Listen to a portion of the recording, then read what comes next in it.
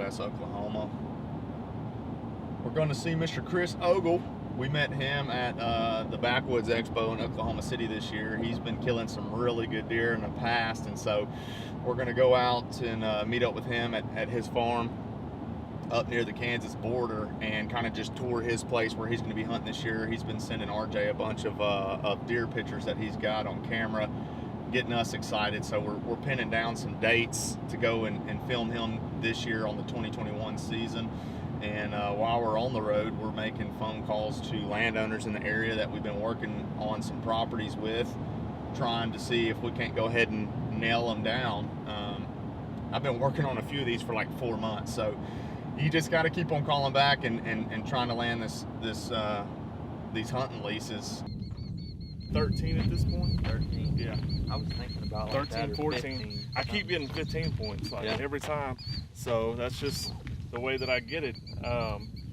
Most of them here on these properties, they have so much agriculture, and not a lot of people hunt those designated properties that I'm at, and I'm able just to keep some big deer in my area. Yeah. Don't overhunt it. Don't put, all this human pressure on everything. Mm-hmm. Good to go. I mean, that's the biggest thing. Well, ladies and gentlemen, if you haven't already seen, this is Chris Ogle. We're here with him today. He's going to show us around some of his properties that he's got rocking up here. So he's got, like I said, I'm sure they're going to pop up. He's been sending me some photos of this really good deer. It's a double main beam buck. He's going to show us a little bit around today. Do you have any history with that deer? Or is this a new deer that's kind of showing up on camera? I truly don't know. I've had a couple nice deer going through there, 3, 4, 5-year-olds, but I don't think I've seen him unless he did something to his antler. Right. That's the only thing I can think of, how he grew that mass and that extra main beam out. But we'll just have to see. I know I got a 200-incher around there too somewhere. I saw him last year, unless he got killed, which is a possibility. Yeah. I know I got one. So you got a double main beam on camera that you're setting your sights on for this year. Yeah, that deer's got some character. Yep. Man. If I can determine he's over 3.5, if he's at that 4, he's going down. Yeah, that's what we were discussing. It's the hardest thing in the world to tell right now. With his, I can't see the sway in his back, but he might be just old enough. So I try to get that 4.5 and up. If I could get it to 6, I would.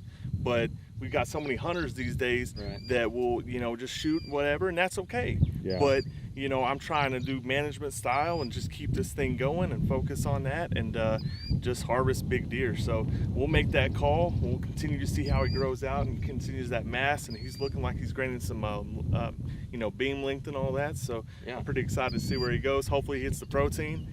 And I wouldn't have spent a lot of money for no reason, but I'm ready to see it. Yeah, because you've been getting feed by the pallets, huh? I'm telling you, about 3,600 pounds. Yeah, it was like a ton, dude. I was like, yeah, you're 3,600 feeding them good pounds, out there. boy. And they ain't eating it too well right now, but they've got all this greenery around here. They've got everything they need. So in a couple months, I think we'll be right in the chips. Heck yeah.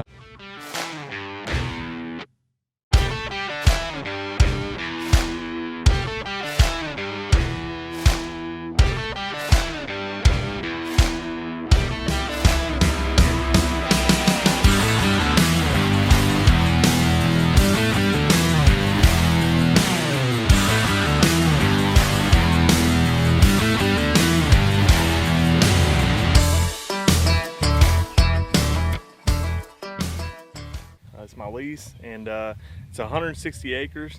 It's got just about everything you want to see. It's got some open spots, it's got agriculture, it's got natural hiding spots, it's got creeks running through it, and it's got a lot of timber. And in this part of Oklahoma, you're not going to get this much timber in a concentrated area around all this agriculture. So this area just holds monster deer. I had a buddy that missed a 190-inch deer 2 sections down. So we got some big boys down here. So I'm trying to do what I can, supplemental feeding with protein again, corn feeders, and then just throwing out some minerals and doing that, and offering just about everything these deer need. So we'll check out a few sites and we'll see what we can do this year. And then this one hasn't been leased in 70 years? 70 years, never. It's been held by one family, and that's it. They've never let anybody on here to ever hunt. And you had a mutual tie with him, right? Yeah, with the military? I just Googled him and I found him in the military, and he kind of works the same job as me, so emailed him and made some things happen. So Good old dude. I like him. Because you're former military, right, No, Chris? I still in. I've been 18 and a half years in the Air Force. I'm still going. I'm probably gonna stop at 21 and retire. So, yeah, just got to drop a little bit of weight and finish till my retirement. I'll be all right. So he's gonna have a lot of hunting time in about 3 Hell years. yeah, that's all I'll be doing. That and fishing. So, yep. So this is what excites me. This is what I live for. This is all I want to do. So I can't play in the NFL, so I'll do this.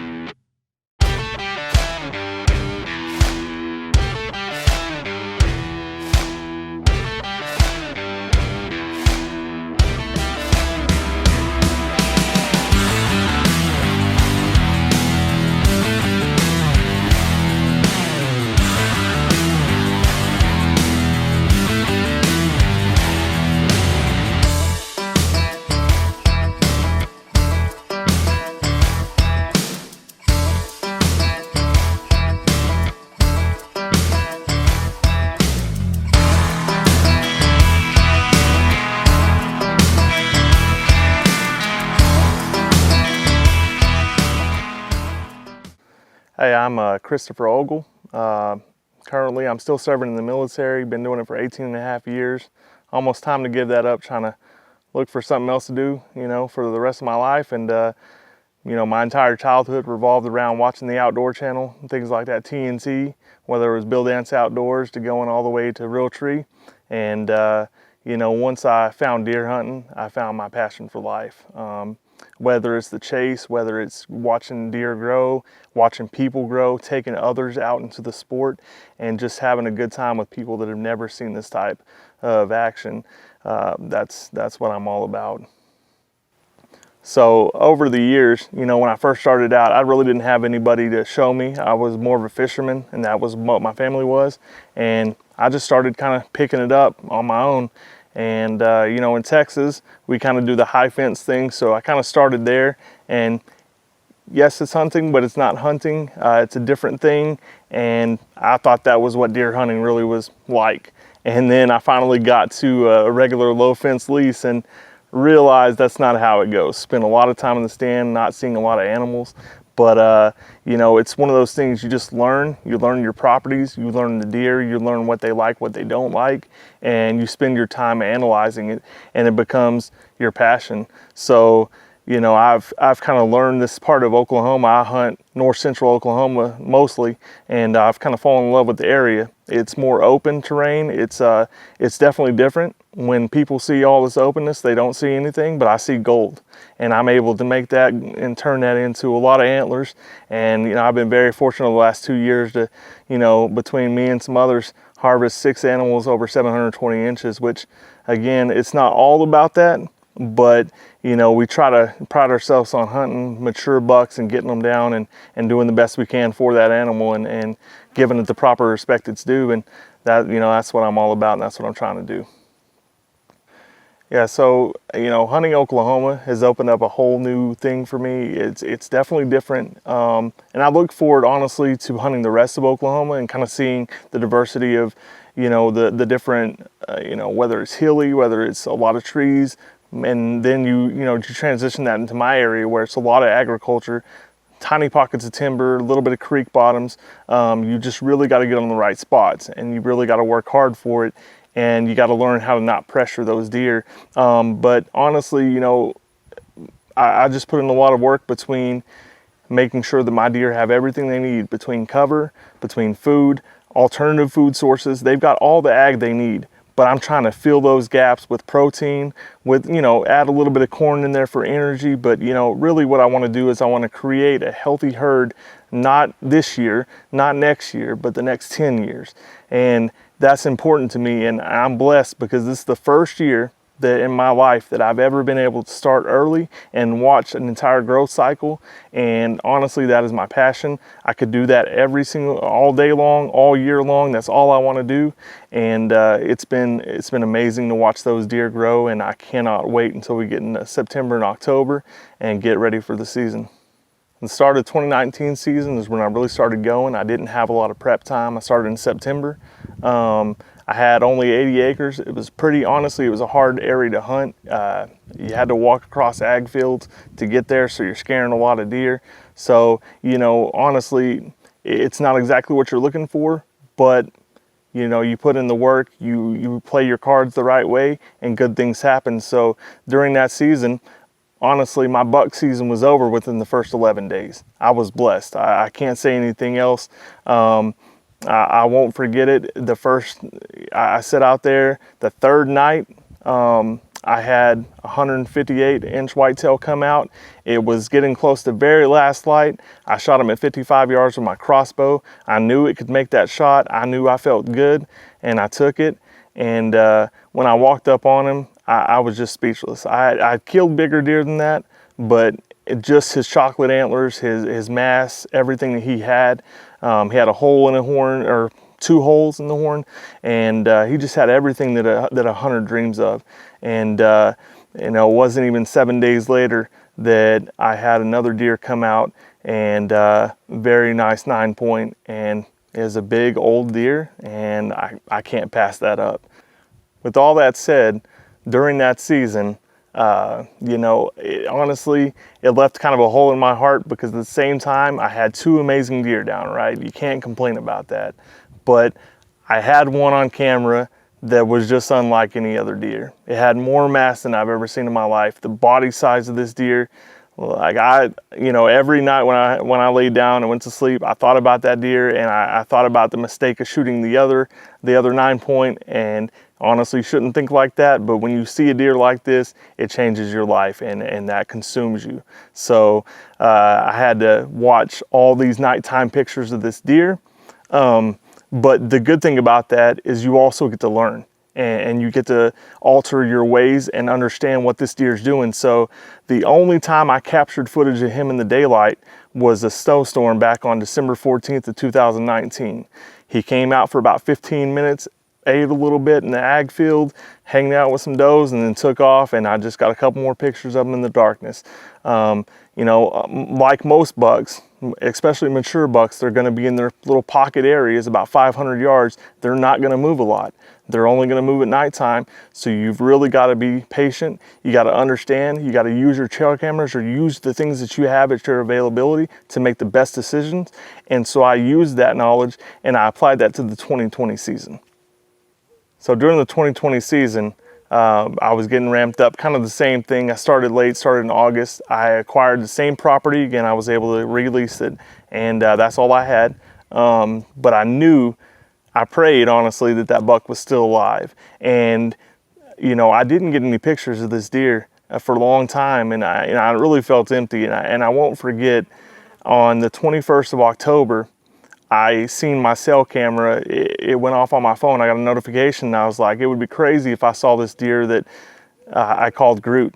And I said that out loud, and then as soon as I opened it up, that was the picture. He had changed a little bit. He was still amazingly big. He definitely changed his horns, but I was still obsessed with that deer. So I told myself at that point, there's no other deer that I want. I'm going to do everything I can to go after this deer. And from that point on, that was my pursuit. And unbeknownst to me, I didn't have to wait long. We had in the forecast a terrible snowstorm, ice storm, probably the worst that we've seen in this area in a very long time. And I knew that if I could get out there, that would be the one opportunity that I would probably see this deer. If you remember back, I said he only came out in the snow in daylight. So I applied that same logic, and I got a little lucky in the muzzleloader season, and it took me all of about 10 seconds when this deer came in to grab the smoke pole and give him a shot. When I got out of the stand, I was super excited. I thought I smoked this deer. Then I got up to where he was, and it was probably only 70 yards away, so it wasn't a super hard shot, but my heart dropped. I did not see any blood. I thought I heard a crash, but it was dark at that point, and I couldn't find anything. So I just started walking around in the tall grass, and finally I found a lot of blood. And about 5 minutes later, I found him, and I just broke down. You got to understand, a deer like this is a once-in-a-lifetime opportunity. There are bigger out there for sure, but this deer had such a unique character. He was such a warrior. He was such an alpha dominant male that no other young buck wanted to be around. That was the one that I wanted. And after 2.5 years of watching this deer at night only, pretty much, I got him down in that snowstorm. I almost died in that snowstorm getting out there, but I was able to get out there. But you know, I think back to that moment that I saw him and I just dropped to my knees beside him. I'm not ashamed to say that I cried right there, because part of me thinks that, you know, I just made one of the biggest moments of my life happen, but another part of me was empty, because you do this, you chase these animals for so long, and it just puts a hole in your heart because you know it's over. The pursuit of that animal is over. But then you start to think, what about the next one? So, you know, I try to teach that to people and show that to other people who don't understand deer hunting, and that's why it's my passion. So this deer, he's just incredible. He's super high, super tight. He was a mainframe 8 in 2019. 2020, he kind of messed up his antlers a little bit. He was a mainframe 7 with a lot of kickers and then just stuff going everywhere. And when I talk about mass, I'm talking, think Louisville Slugger. Like, this dude had all the mass, carried all the way throughout the antlers, and was just an amazing deer. To top it off, the deer was 8.5 years old, 240 to 260 pounds, and just a monster of an animal. I had a hard time getting him in the truck. It took me a little while, but we made it happen, and fortunately for me, he's hanging up on the wall and we're good to go. Fast forward to the 2021 season, honestly, I knew I really wanted some more properties, and diverse properties for that matter. And I you know, just started researching. I started using Onyx maps, started finding names. I don't really know many farmers around here, so honestly, I just started looking it up, finding phone numbers, calling, going to people's doors, knocking. And I was fortunate enough to find one farmer that allowed me to hunt 3 properties. And so, you know, I acquired those and started taking, you know, inventory and going out and making sure I had everything I need, whether it's cover, water, and food. And you know, that was a big deal, but I knew I wanted just a little bit more. I knew there was another area that held even bigger deer and more deer that I wanted to try to get. So again, I used Onyx maps. I started doing some research and found some individuals, and luckily enough, I got a call back. And I was able to lease 160 acres near the Kansas border, and pretty much start a dream of mine that I've always had. And that's, you know, starting from very early in the season, so I can watch the entire growth cycle. I can make sure that I have the best products out there, whether it be double down deer feed, protein, corn, whatever. Make sure that I have the right agriculture, the right areas, the right creek bottoms, things of that nature. And, you know, that was just a big deal to me. So we were able to acquire 4 different properties over 550 acres, which isn't that much, but at the end of the day, it's better than 80. So I couldn't be more fortunate to have some of these great properties. This area of Oklahoma that I hunt, I've been fortunate to see a lot of monster deer. And honestly, it's just a waiting game. It's going out and sitting for hours and making sure you get that one. But one of the properties that I got access to, I went out late one night toward the very end of the season, and I saw a giant standing in the field. This deer, it had to be all of 200 inches. I've seen 200, 300 inch deer at high fence ranches. I know what they look like, and this one was super giant. He had a 150 inch deer standing right next to him. Man, he didn't look like anything. So, you know, I've been obsessing over some of these properties this whole time. So now we're getting close to it and I'm ready. So the biggest thing is just going out and making sure that I have all the proper food for these animals, and I kind of back out, make my surveillance with my cameras, and just take inventory. And that's my favorite part of this whole process, is making sure the deer are healthy and that I have enough pictures to go through. And that's something I look forward to religiously every day. But right now, you know, I haven't gotten too many pictures of really big bucks yet, but I've got a super awesome, probably young deer. I think he's 3.5 so far, but He might be a shooter, so we'll see. We'll continue to monitor his growth, but on his left side, he's got a double main beam, and it's super awesome. It looks like he's got growing a drop tine off that same side. So it looks like he's gonna be somewhere in the 14, 15 point range. So I'm super excited to watch that guy grow. I've got another property that I've got a huge 8 on there. So I'm always stoked about a big 8 points. So definitely excited. I know there's a lot bigger in the area, so we're just gonna, you know, be patient, see what happens, and hopefully get on one.